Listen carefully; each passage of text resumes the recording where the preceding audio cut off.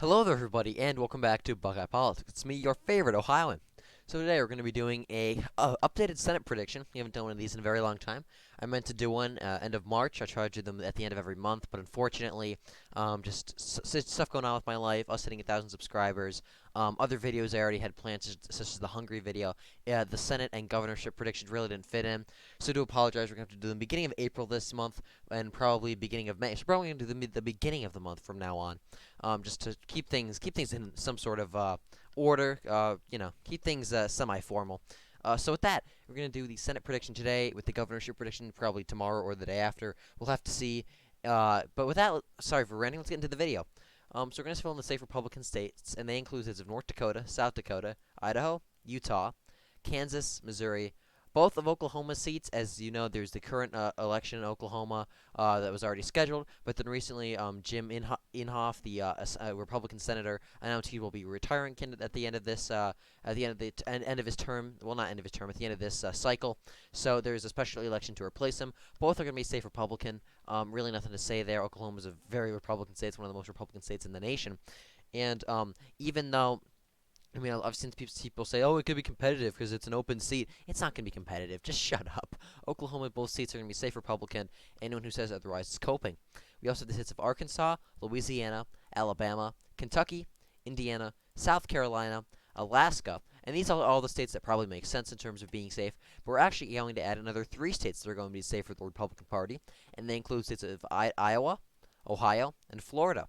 The right side of Iowa will be safe because the incumbent Senator Chuck Grassley, who's been in the Senate for like 40 years, the absolute Chad, he's actually gotten better on the issues too. He used to kind of just be a neocon, but he's slowly but surely getting better on the issues.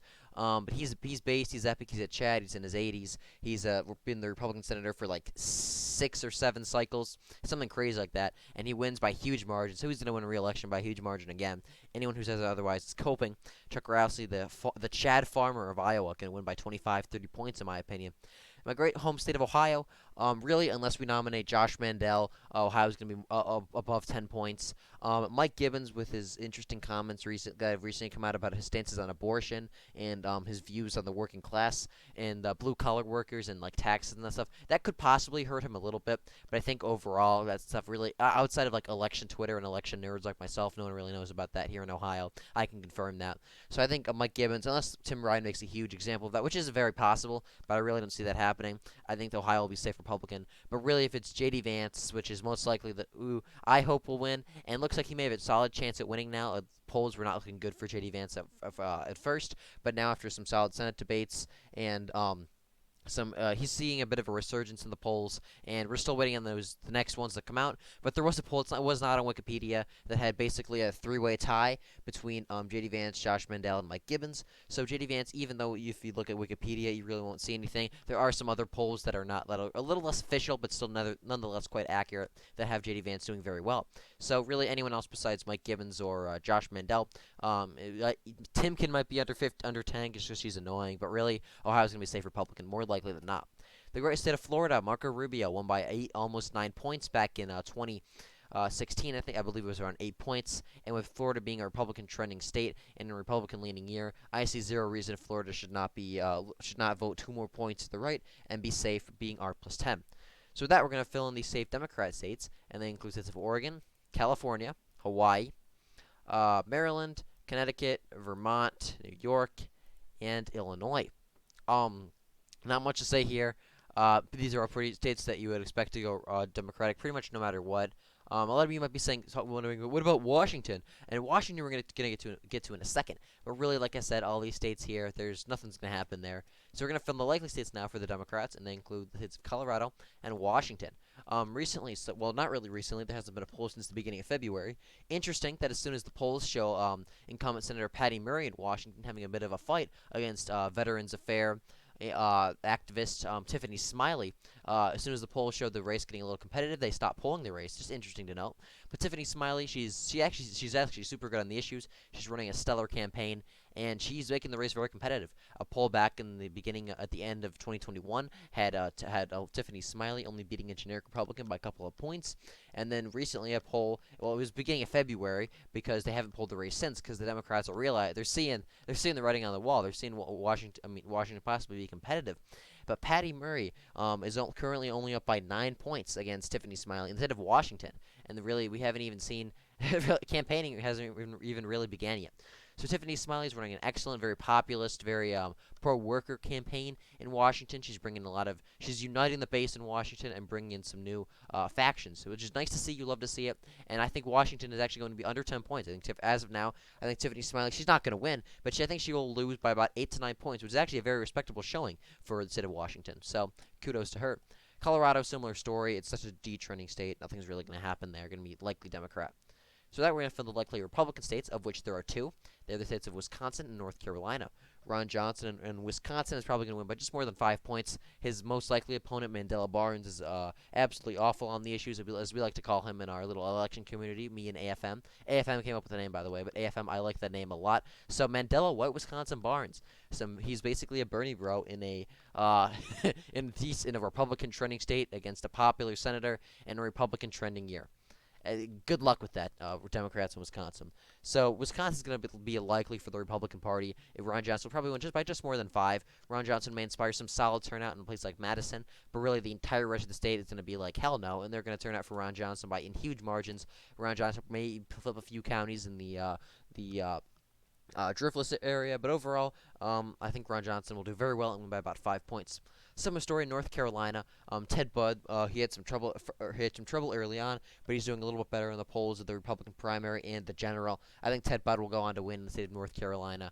Like North Carolina, it's always a Republican-leaning state, and it tends to vote more Republican on the Senate level than it does the presidential level. So I do believe that the Republicans will carry the state of North Carolina by a likely margin. So with that, we're going to film the lean states for each side, and of which every state is going to lean Republican. They include the states of Nevada, the state of Arizona, the state of Georgia, and the state of Pennsylvania. We'll start in the great state of Nevada. Adam Laxalt, a poll recently came out that had Adam Laxalt up by 7 points against Catherine Cortez Masto. Yes, it was a Republican internal, but that should really spell bad news for the Democrats. The fact that a Republican internal in a state that went to Biden by about 2.5 points, has the Republican up by 7 points. Keep in mind, Biden is underwater in Nevada. Nevada is a Republican trending state. Adam Laxalt's running a very good campaign thus far. The DSA, who are officially in charge of the Democratic Party of Nevada, they are running the party into the ground from what I've heard. So I see no reason Adam Laxalt does not win by about 2 to 3 points. Arizona, whether it's Brnovich or Masters, either or will win the state by about a point or two, probably about 2 points. Arizona, very similar story to Nevada. Well, not very similar story, but the Democrats, Mark Kelly, just by the way he's voting, by the way he's acting, he's kind of expected to lose at this point. Kristen Sinema, the Republicans, Kristen Sinema is actually doing she's actually kind of doing our job for us. She's making Mark Kelly seem like this far left radical by being moderate. So thank you, Kristen Sinema, for helping us probably flip the seat in 2022. But like I said, the Republicans in Arizona, they're doing an excellent job pushing against Mark Kelly. And I'm very happy with what's going on there. And I think either Masters or Brnovich will inspire both, will make gains in the suburbs based on their more populist campaign styles. They're focusing on inflation, money, illegal immigration, and will also do very well with Hispanics because of their views on social issues. State of Georgia, Herschel Walker's up in basically every poll by like 3 to 4 points. Herschel Walker's going to handily win Georgia, probably about 3 points in my opinion. He'll do very well in the rurals. He'll probably win back some suburban support. And Raphael Warnock is voting like he's in Vermont. He supported like this crazy bill that had masks on, that would continue masks on planes for another few months. It was crazy. But yeah, Raphael Warnock, he is voting like this. He has a super liberal voting record thus far, and with his rough past with some allegations against him in his past. If Herschel Walker can just really point out how far left Raphael Warnock is voting in the Senate and really exploit some of his past allegations and past scandals, then I see no reason. And Herschel Walker's already up, keep in mind. So I see no reason Herschel Walker should not win in Georgia. Instead of Pennsylvania, the Dr. Oz.